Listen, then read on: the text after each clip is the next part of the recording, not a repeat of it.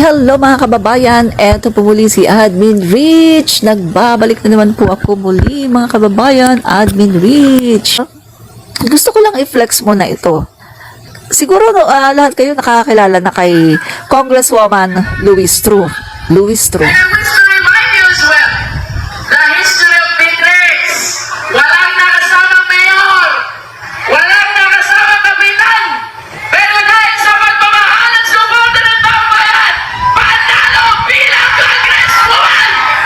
Yan. So mga kaibigan, gusto ko lang flex to sa inyo. Si Jinky Beatrix Louise Tru. Yan. Isang napakagaling na congresswoman. At ito po mga kaibigan, syempre may kalaban, no? Meron siyang kalaban sa kanyang distrito na tumatakbo. At etong kalaban niya mga kaibigan ay pangit po maglaro kasi parang mga kaibigan, nangyari noong 2022 election na batuhan ng putik. So, yung kalaban niya mga kaibigan, itong si Abu, no? Ay ganun po maglaro. Nang babato ng putik. Ang dami pong mga akusasyon, no? Tungkol sa kanyang kalaban. So, papakita ko yung kalaban niya, ha? Ito po yung kalaban ni Congresswoman Jinky Louise Tru, no? Yan, para lang makita nyo. Ng tao ang nakikipag-usap kay Raneo Abu.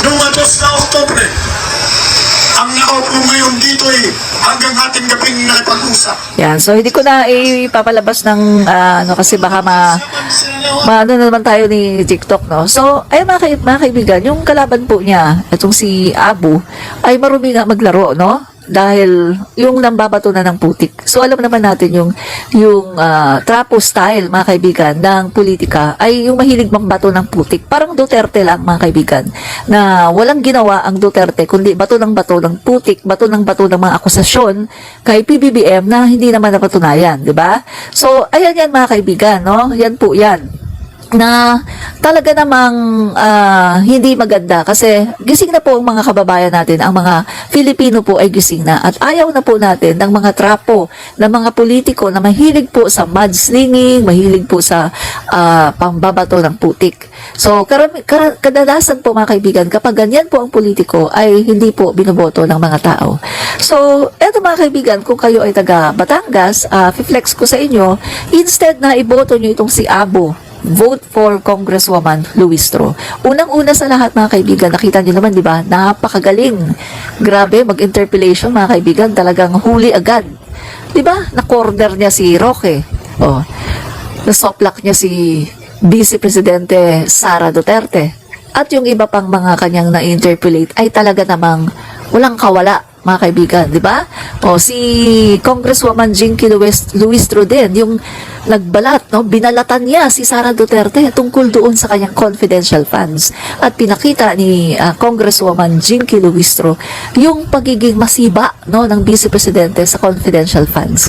Na pinakita nung siya ay bago maupo, ganito yung confidential funds sa Davao, tapos nung andyan na siya, nagbago, talaga namang lumaki significantly, tumaas mga kaibigan ang confidential funds hanggang sa over the years nung siya ang nakakaupo, lalong tumataas ang confidential funds sa Davao. So binalatan po ni Congresswoman Jinky Louise Tru ang Vice Presidente kung gaano siya kasiba sa pera, kung gaano siya kasiba sa confidential funds. So ayan po mga kaibigan, kaya akin pong finiflex sa inyo na kung kayo ay taga Batangas, iboto nyo na po si Congresswoman Jinky Beatrix Louise Tru. Lalong-lalo na po, ito pong kanyang katunggali, no? Ito pong katunggali niya. Ayan. Ito pong katunggali niya na ito na mahilig po sa mudslinging, no? Itong si Abu. Mga kaibigan, siya po ay merong ongoing case, no? Na ongoing case na kinakaharap. Ang kaso po ay vote buying.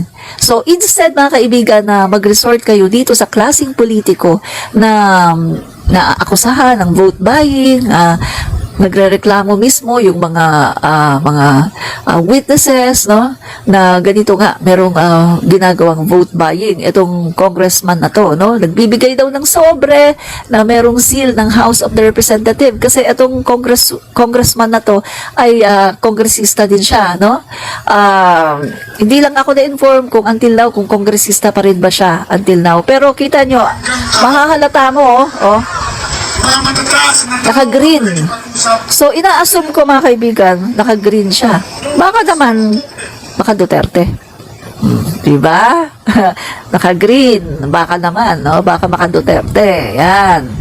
Diba? So, mga kaibigan ha, kung kayo'y taga Batangas, vote for Jinky Beatrix Luistro na makakaasa kayo na talagang magaling, maipagtatanggol ang inyong distrito at talaga namang hindi kurap, no?